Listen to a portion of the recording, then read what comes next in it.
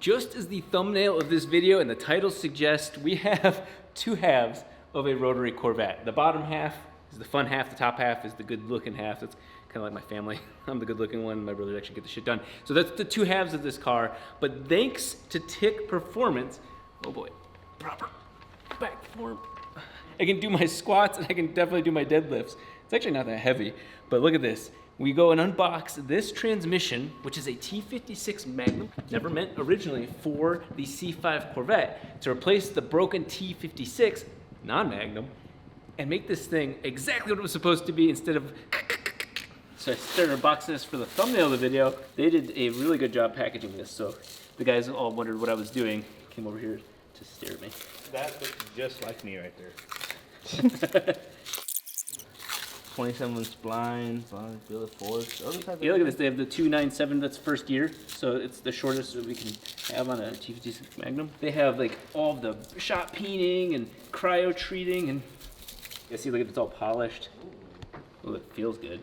It's all heat treated, special, and everything. This is the top of the line street / race transmission that you can do. You can't really get any better for a C5. I wasn't expecting the shafts to go out that long.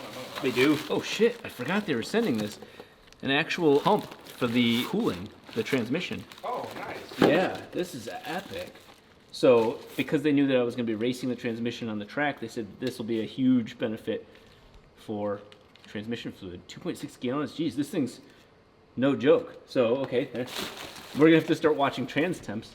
That is an epic bonus to this. Per my request, Tick sent me some video of this thing being assembled so you guys can see the inside of it just like we do. Just like most transmissions, there's a lot of gears and bearings in here, but they also added some really nice things to it. So the billet forks, the bungs for all the extra cooling. This transmission is about as top of the line as you can get. This thing's gonna be utterly insane. Unlike the 4-rotor or even the 3-rotor, that is not a sequential transmission. This is a sequential transmission. The 3-rotor is also what you would think of as a sequential, but it's actually H-pattern.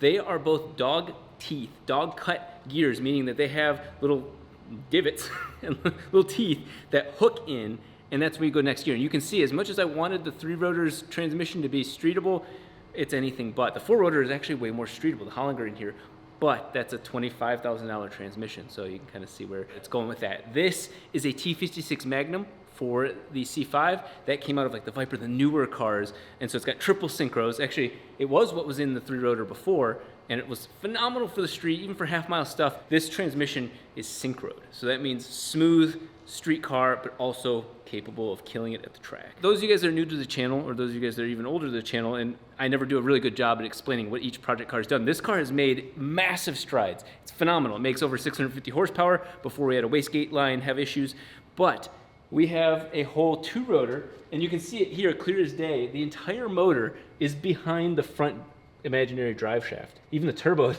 sticking behind it. Why are we doing this? Well, this car is so well balanced because of that motor and the inherent nature of the C5 Corvette that it is 50-50 front to rear, side to side. It is very well distributed weight. The Z06, specifically this version of the car, came with the motor and everything front heavy.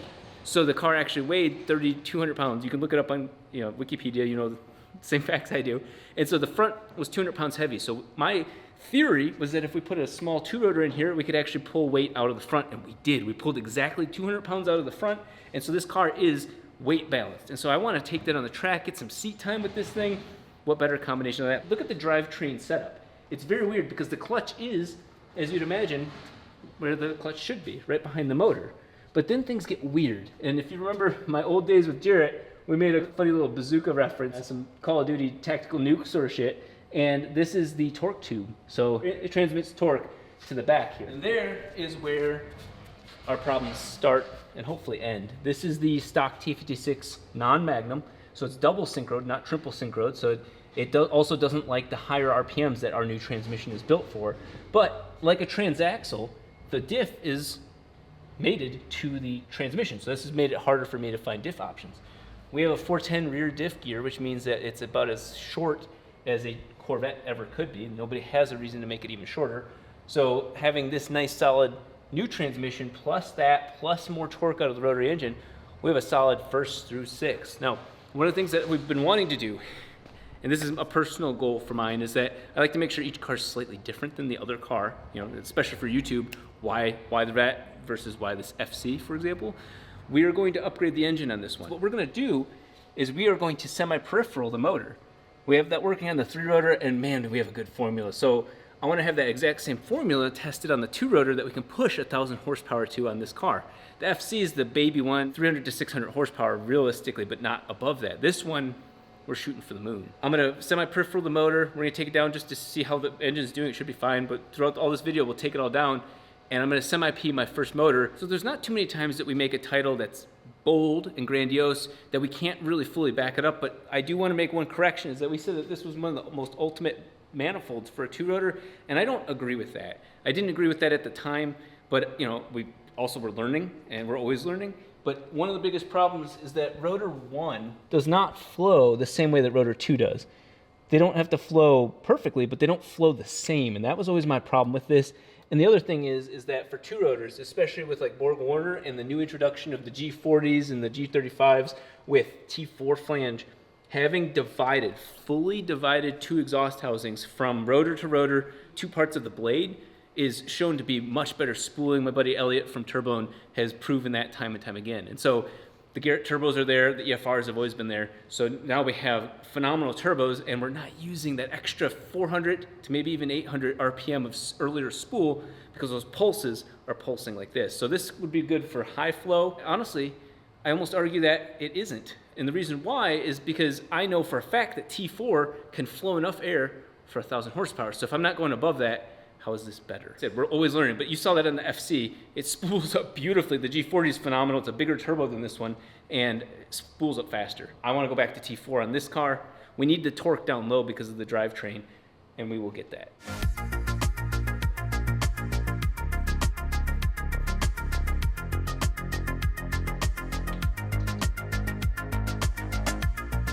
Tanner's been making me come in at 9, and he was late today, so that kind of sucked. I was here by myself, just vibing. It's a few hours later now, and he's ready to drop the whole drivetrain. Those of you that are familiar with Corvettes, the easiest way to work on these things is literally just to drop both subframes, and everything comes out with it. That's honestly the easiest thing to do.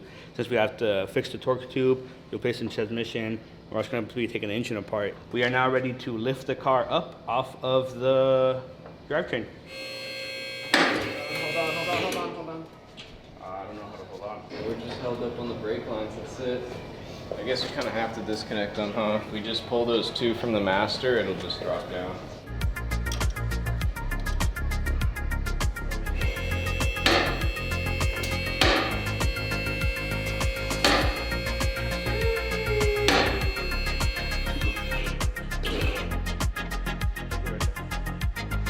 So that there is how you pull the drivetrain off of a Corvette. It's like 4 bolts. Just fucking float this fuel filter right here. Don't even worry about that. This was the first car I would say Rob actually built. I know he had the 3-rotor, but this is like the first one he actually did by himself here with like a handful of tools. This is gonna be the final version. Once this thing goes back together, I want that to be the last time we touch this car. I want the suspension to be all good. I want the semi-P on there. I want the badass turbo, the transmission. I want this thing just to be done.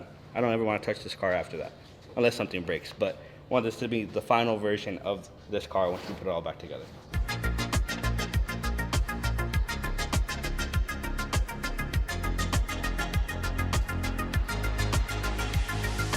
There's another thing that happened to this car. We pushed it outside and it started raining really hard, really suddenly. And I don't know what happened, but it shorted some stuff out. The fuel pump started to turn on. There's some really weird things, and this is kind of what happened to the coils. I don't know if they ended up dwelling or something like that, but definitely the wiring got wet and messed up a few relays. That is not good. That looks nasty. I don't know what this is. Foam? Oh, I thought you put like tissue there. No, that's just, that's what happened. That naturally occurred. And feel it. This is like, it feels like plastic. Wow. Yeah, it looks like foam. I thought it was foam. It's like really hard. Yeah. Everything's been going fairly decent so far. It's cool to take it apart like this, but it's also super sketchy to take it apart like this. Very first thing I noticed, I was like, man, that was dumb, but at the same time really cool, but really dumb. But I've always wanted to see it like that, so now we can be like, okay, well, we're better than that, but it looks cool. So what's the plan? Just make sure it doesn't fall off of the jack. It's coming. I'm like giving it some backward slide. Okay.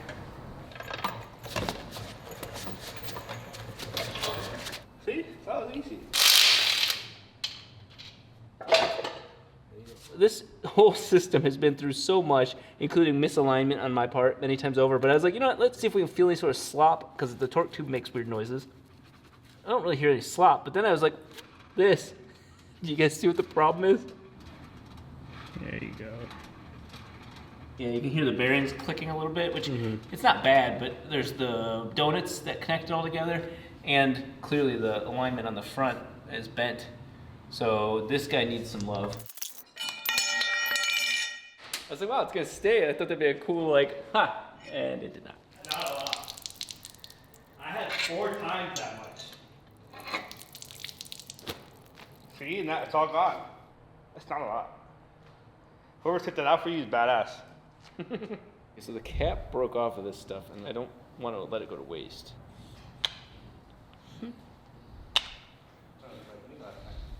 I don't know what's going on anymore. I don't either.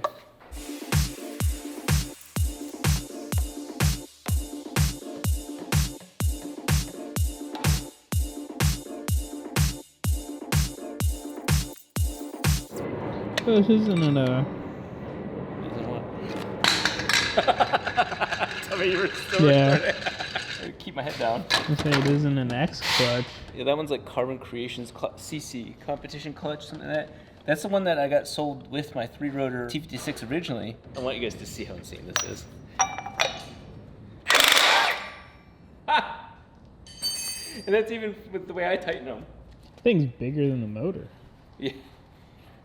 It's got more torque than the motor.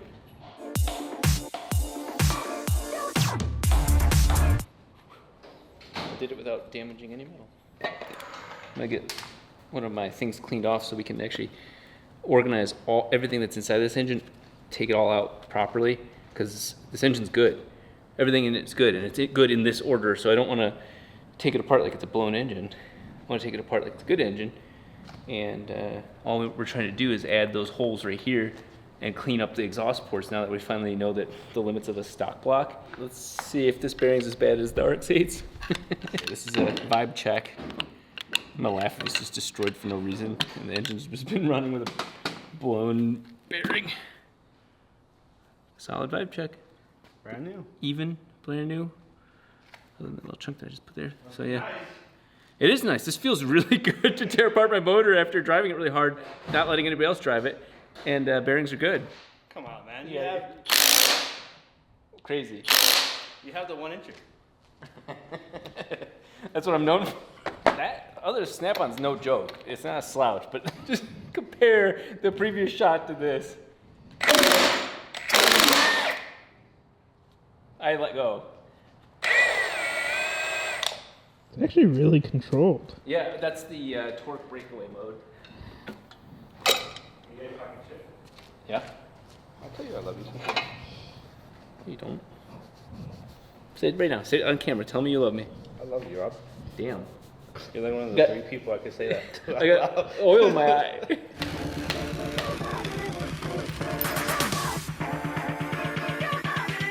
Front vibe check. This one actually should, even if the motor was toast, this one actually should be good because The front bearing? for front bearing. Front bearing, even. That's odd. Yeah, this has got a mixture of stock bolts and our dowel bolts that we're trying, and then also a stud kit. In full disclosure, this thing's also our first look at using a different type of premix on this engine. So I'm curious. I'm not gonna say any names, but this is the engine we tried a totally different premix. Oh, yeah. Face looks phenomenal. This all looks good. This corner seal is, the rubber piece is fucked in. Oh yeah, they all do that with ethanol. Yeah, they're all 3 fucked. And that one's not, like, flat, but that one's not as springy as the others. Oh yeah, that is pretty low. Oh, this one's really low. Yeah, that's the one I was talking about. On that really rich pull, it might have beep booped it and flattened the corner spring a little bit. Damn it. Ow. Man, that's very, very tight. Always learning, but look at nothing's cracked. You know what I mean? Like, this is my first motor of actually doweling it, putting it into production, and it works. It didn't break. I could loosen it up a little bit. Oh, now you're good. Look at that. Just where it wears. My machining isn't perfect, of course, and this is a great first step, especially since these weren't even made properly. The bolts are slightly off. Still, phenomenal learning experience. Now this one, I have no idea how I'm gonna get that off. That was gonna end very badly. Even as big as Rob. Look at how he does it. But he has more oops. Oh, looks a little flat there. That's what I get for 35 PSI going super rich. Oh, wow. Yeah, this is the second time we've seen this now. The sides are kind of weak sauce. What we're learning right now, and we're sharing with you guys real time, is the limits of a bone stock block, even OEM plus. 650 horsepower and having a wastegate line fall off, causing the motor to go weird with wastegate pressure. Bad business for any engine, but that was a little too much for this motor. So we were shoving almost 40 PSI into it. We flattened springs. Now those springs were used, not to say that that was the cause or anything like that. Having a rich misfire is a rich misfire. These rotors are not side clearanced. They're side clearance the way that they normally are, but they're not like race side clearance. And I don't know if that would have helped at all, but we'll take a look at the springs, but the springs got flattened. The engine was fine, but we noticed that compression was down a little bit. We're tearing apart the motor semi-P anyway. Exciting to learn and keep stepping forward, but all my doweling worked fine, and honestly, even the premix looks like it worked out pretty well.